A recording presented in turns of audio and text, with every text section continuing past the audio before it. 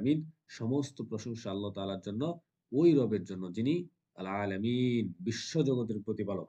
এখানে আলহামদু কেন পড়লাম? কারণ আরবি ভাষায় যখন কোনো শব্দ দ্বারা বাক্য শুরু হয়, তার পূর্বে কোনো আমিল না থাকে, তখন সেই শব্দটা মুবতাদা হিসাবে অথবা সেই শব্দটা ইবতিদাএন মারফু হয় অথবা পেশ বিশিষ্ট হয়। এটা আমরা বলতে পারি।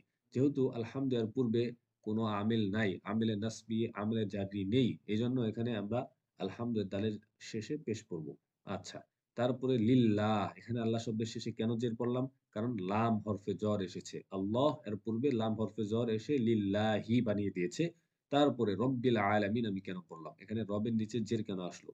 এখানে রবের নিচে জের আসার কারণ হলো, লক্ষ্য করুন, এখানে আল্লাহ যিনি, রব হলো তিনি।